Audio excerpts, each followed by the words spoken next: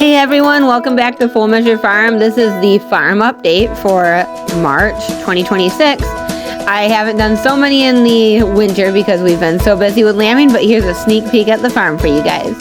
So here are the teenager lambs. They are so rambunctious.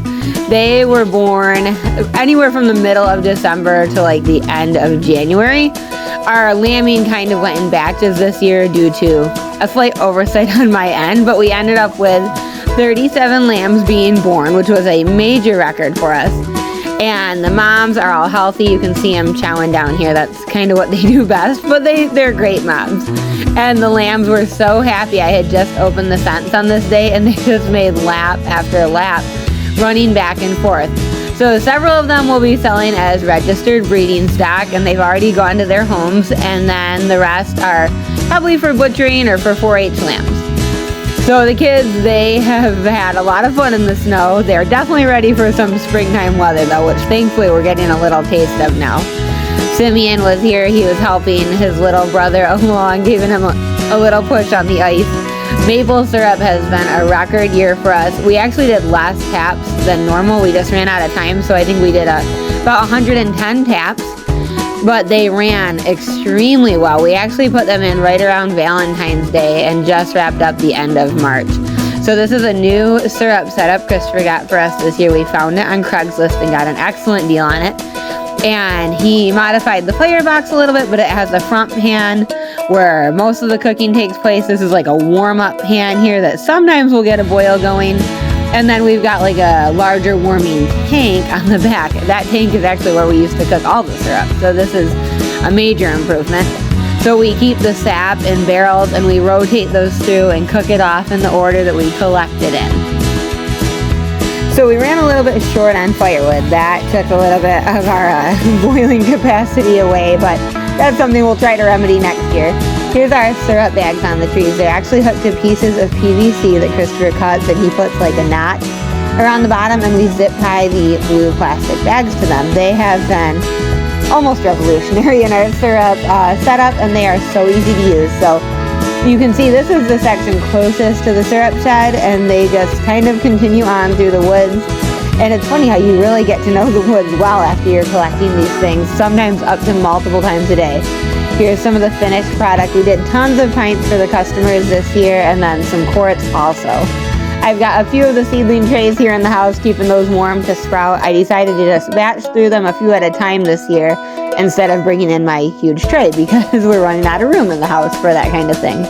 We had a birthday boy in March, and he absolutely loved his little construction cake. This is our cat Tubbs, and he is on Red's bed, so Red was not impressed here. She's usually really gentle with the animals though, so that's handy. This is Douglas. He was our last lamb, number 37. We probably spent an hour trying to get him out of the mom, and it's been years since I ran into this, but I was not able to reposition him and get him out just due to the size of the mom. So we ended up doing an emergency C-section, and now we have little Douglas. So we're super thrilled with him. He's doing great. He was ironically our only bottle lamb of the season. Here's Red and Douglas, because Douglas loves to go everywhere that we go. I try not to have him with me too much because I realized that actually makes it really hard when you go to leave them with the sheep. They will do anything to escape. But he likes to get out and get some exercise. Here are the bigger teenage lambs again, and they are chowing down on some grain. They will get a little bit of grain at this stage because they've been taken away from the moms. So in that, when they're getting off all of that milk that they're used to getting, it's nice to supplement them a little bit with that. Here's one of our rollout nest boxes. It is several years old and now missing a couple of its nest boxes, but the chickens, I don't know why they prefer this specific nest box. Of course, I gotta be picky, you know. But we have, our customers love the clean eggs that we're able to get without washing them. And that's a win on my end too, not to have to clean them. We were busy skirting some fleeces recently. After you shear them, we usually put them in a bag with their name on it.